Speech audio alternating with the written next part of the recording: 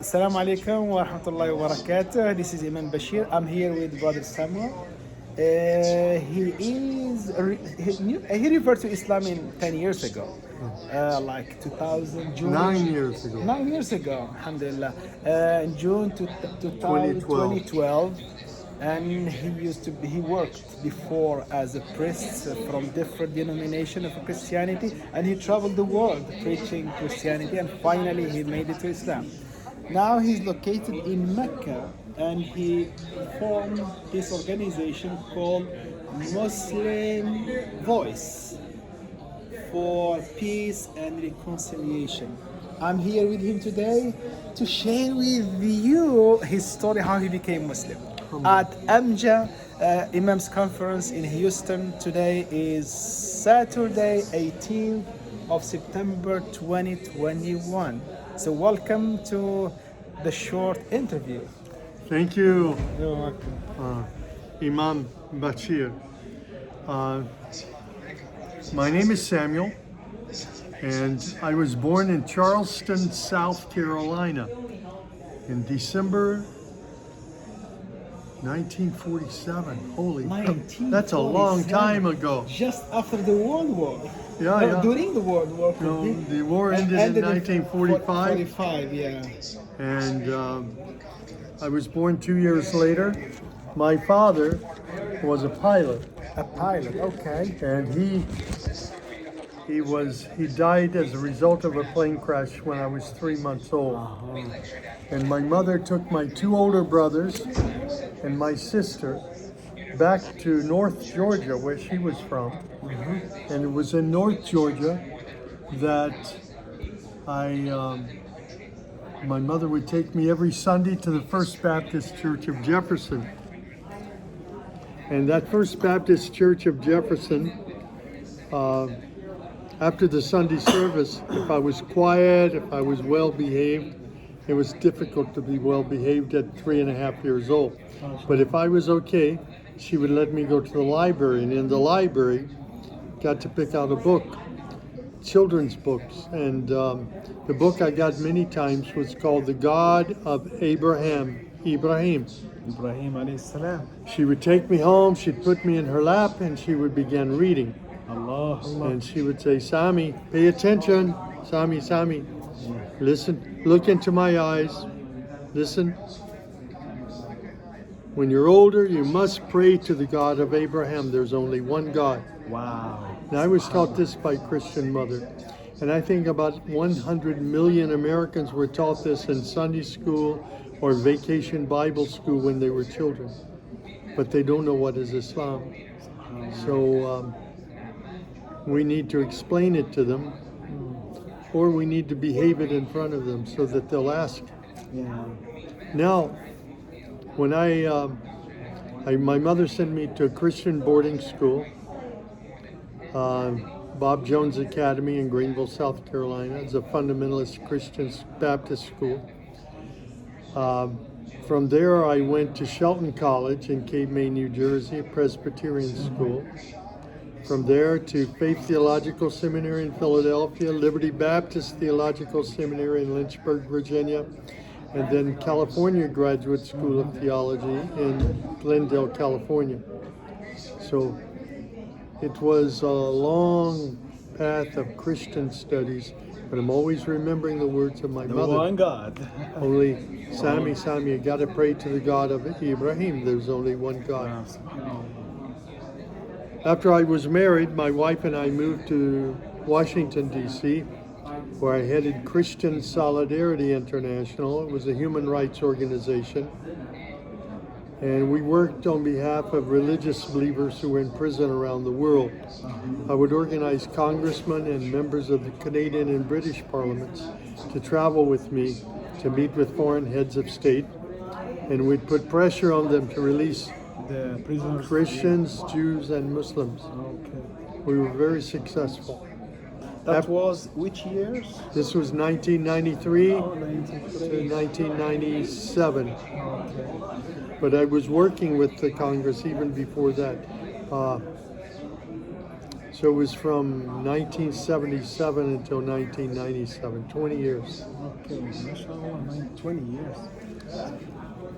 After this period in my life, my wife and I moved to Annapolis, Maryland. That's the capital of Maryland.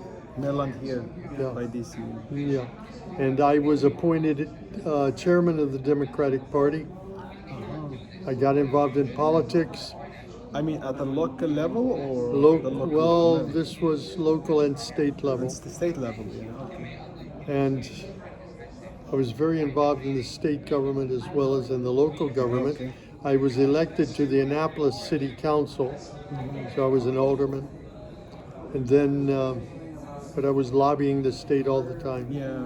for prison reform, Yeah. for many different things. Perfect. We were, after I was elected to the city council, I was an activist in interracial reconciliation. I was an activist in getting rid of tobacco from bars and restaurants. Okay. In the Got States. that passed it passed in the state. I was an activist in getting rid of phosphate fertilizers because when it rains, they wash into the Chesapeake Bay. Chesapeake Bay was 60% dead Kills the. from the poisonous phosphate fertilizers. They create algae blooms in the Chesapeake Bay, and when the algae dies, it sucks the oxygen out of the water. Wow. So you got fish dying. I called it creation care. And then I ran for mayor in 2009.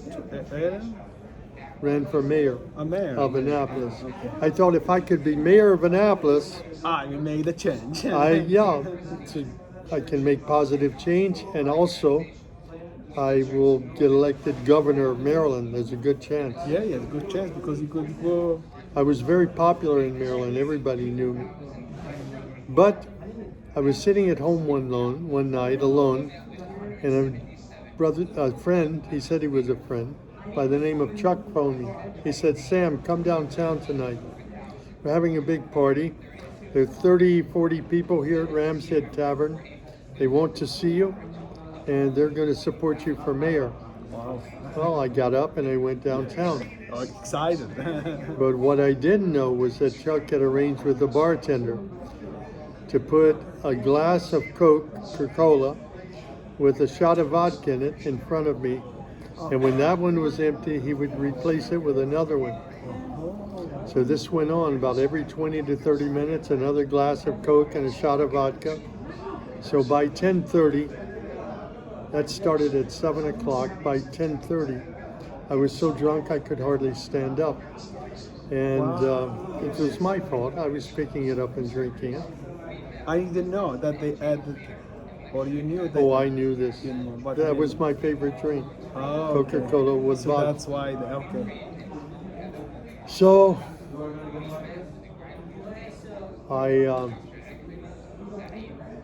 I wasn't elected mayor.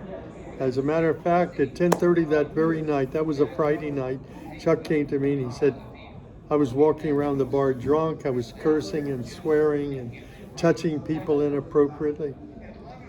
And Chuck said, "Hey Sam, let's take a break, let's go outside." So he took me by the arm and led me up some steps to the front door of the tavern. And I walked through the door and there were 3 TV cameras pointed at me. It was a trap, It was a trap, a big trap. big trap from To Sept. ruin your reputation and never succeed in the election. I couldn't have gotten elected dog catcher after that. I'm pushing cameras away, cursing, swearing. And they were recording. Yeah. I ran to my car across the street. The cameras are following me. So I stumbled across the street. I got in the car and started to drive away.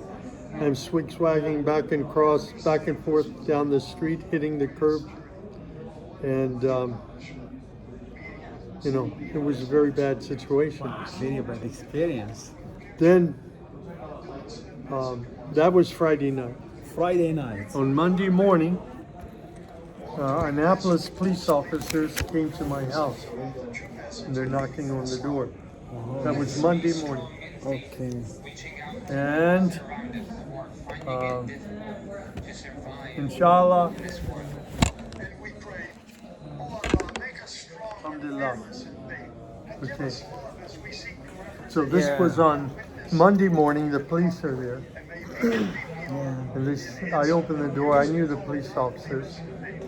They said, Alderman Sam, that's what they called me, Alderman Sam, can we come inside? I said, of course, come on in.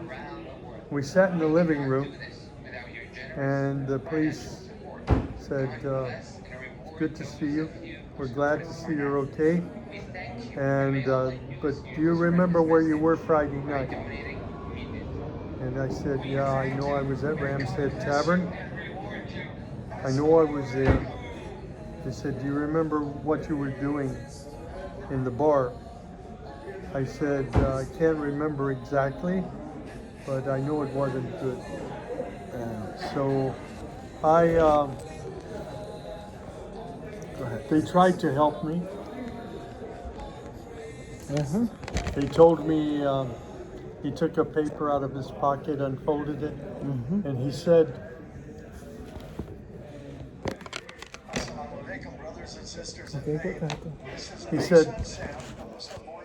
somebody has sworn a warrant for your arrest. Somebody signed for me to be arrested. Somebody that was in the bar. Somebody in the... A friend of Chuck's. Oh, okay. They make a very sophisticated plan against you then. And I had to go to court. So now the cameras are following me into court, out of court. Eventually I was sentenced to 2 days in jail. Now the cameras are following me into jail and out of jail. He must pay good money for some people to get all of this done. No, it was to keep me from winning the Democratic But primary. the guy, I mean the bar, because I don't want that, because you ruined their, their business by banning the... I went into psychiatric hospital. The last drink of alcohol I ever had was 10:30 Friday, May 14, 2009, that day. I never touched it again. But I had extreme depression. Some Quaker Christians came to me to help me. They saved my life because all I could think of was killing myself. Then came Dr. Safi Kaskas, a Lebanese American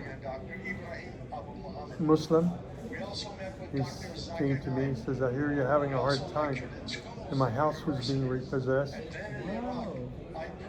Everything was going Shaitan. But everything has a reason. Yeah. It's a good reason. It was the greatest thing that ever happened to me. Yeah, the greatest thing for you. That's why I'm expecting that result, So I went, Safi wanted me to come with him to Saudi Arabia. He says, please come. We need you. You have Christian theology degree. You can help us on the Q project. I said, what's a Q project? He said, the Quran project. The translation to review. I heard that video in YouTube, yours, Then from reading the book, you start changing and having a lot of... I came to 2 words, Ar-Rahman, Elohim. Ar-Rahman, Ar-Rahim, the first Basmala. And then I check it in English, what does Ar-Rahman, Elohim mean? I saw God the most merciful, the one who freely forgives. And all who request it, require it.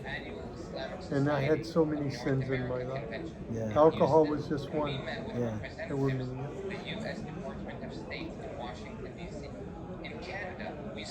I fell on my face crying and begging God for mercy and asking Him for forgiveness.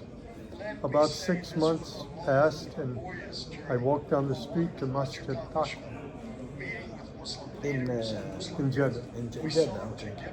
Near the Red Sea. I walked down the It's a beautiful scene. I walked down the street to Masjid Taqwa, started knocking on the door. And the one on the shore? No, it's inland, about 3 blocks. It's a beautiful one by the shore. So Shafiq Zubair came to the door. He said, may I help you? He was a Rohingya Muslim from Burma. And I said, yes, my name is Samuel. I'm a Christian from the United States. Please, can you, is it okay for me to come inside the mosque? I didn't know if I could because I know I couldn't go to Mecca or Medina. Maybe I shouldn't go in the mosque. But he stepped out and he hugged me and he led me in. That's good. And I sat in the back of the mosque for several days, just watching for 3 days. Every time there was a call to prayer, I went to the mosque. And after the third day, I said to Shafiq, can you teach me to pray like a Muslim? I didn't understand the Arabic, I didn't understand the motion. What they do, the movement, those things. But Shafiq started teaching me Al-Fatiha. Alhamdulillahi Rabbil Alameen, Ar-Rahman Ar-Rahim Maliki Yawmiddin. I was changed, man. Subhanallah. I went down the road to Islamic Education Foundation, said Shahada, and then Dr. Sadiq Malki put me in his car and drove me directly to Mecca. Allahu Akbar. He took me inside the Haram. Oh, that should be a great moment. And when I was there, I said, there's only one thing I want to see today. I just want to see the Kaaba. Yeah.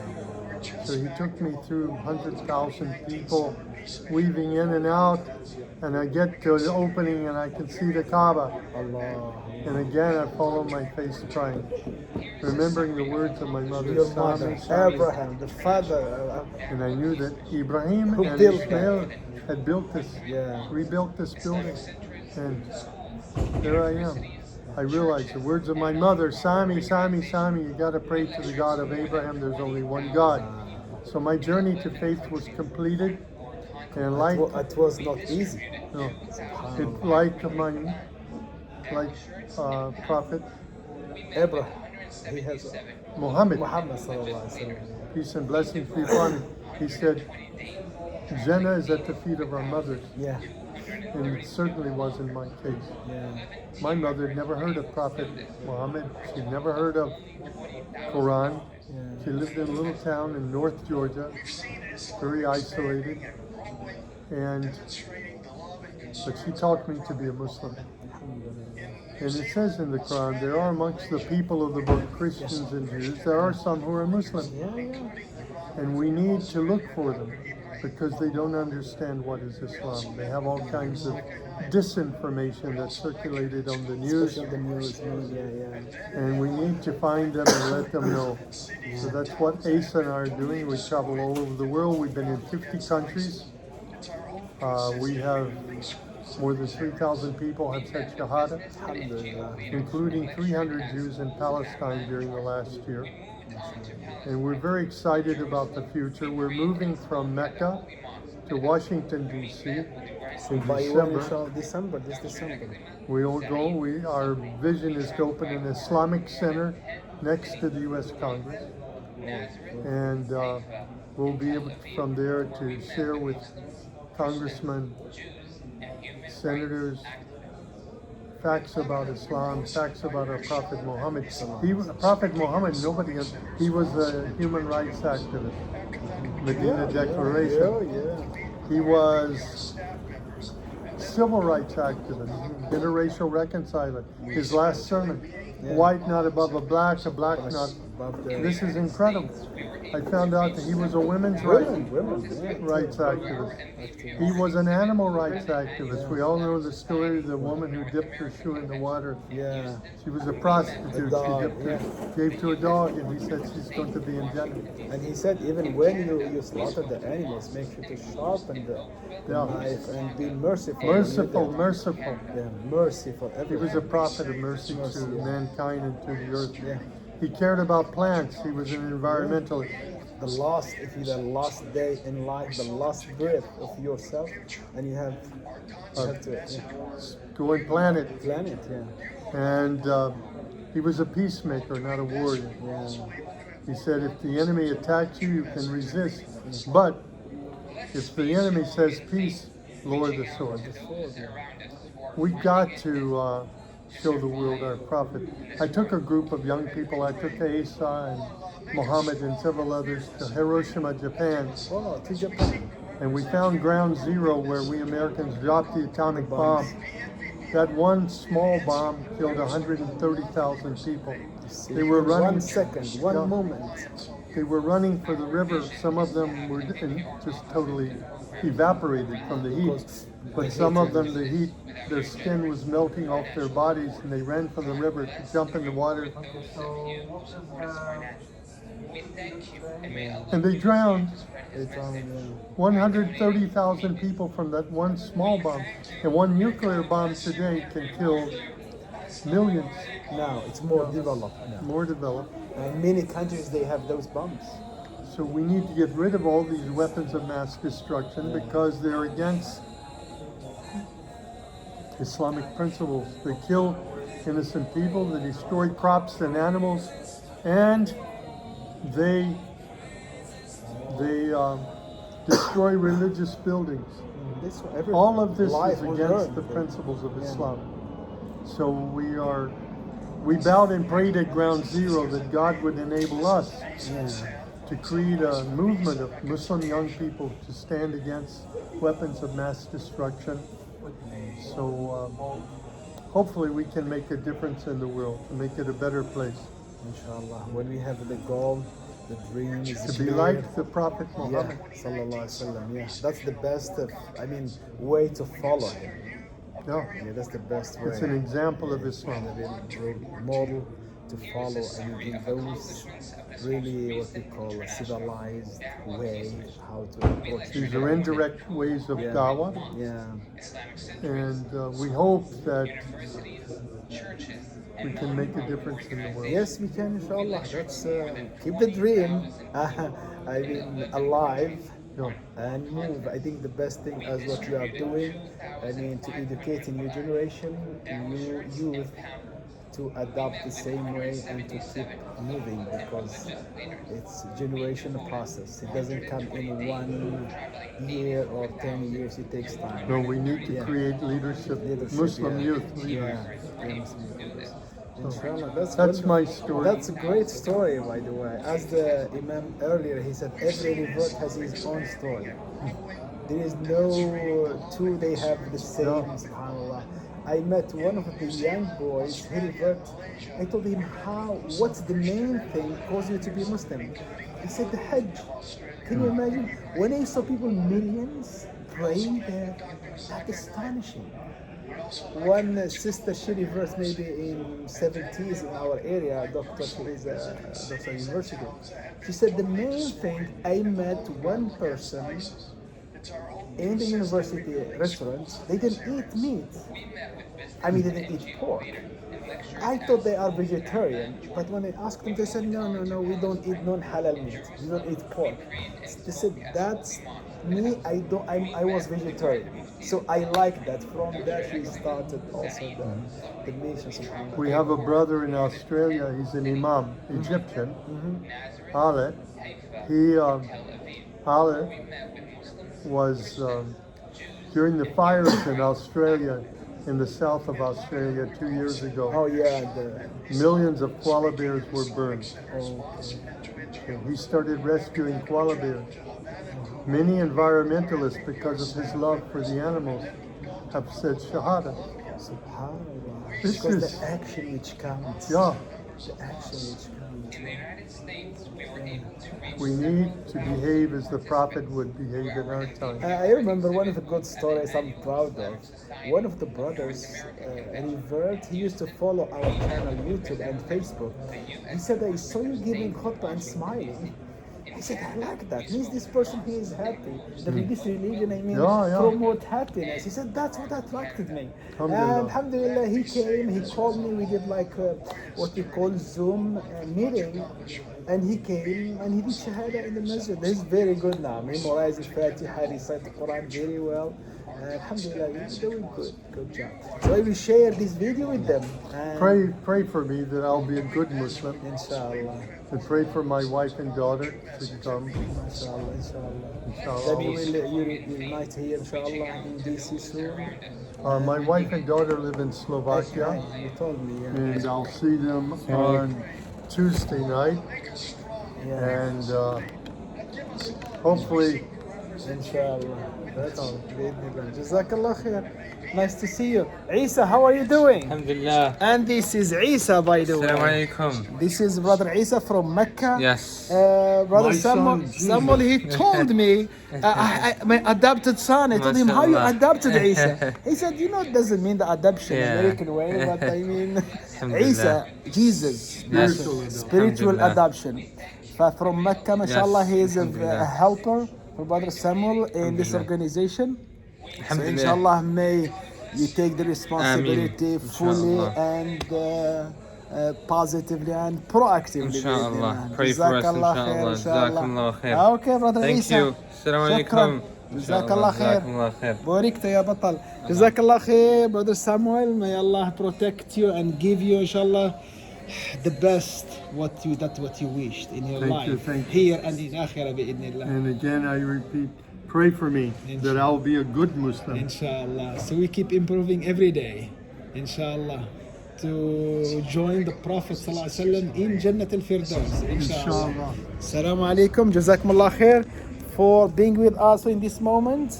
Keep hope and make dua for Brother Samuel to be a better Muslim. Jazakallah khair. Assalamu alaikum. And for us too.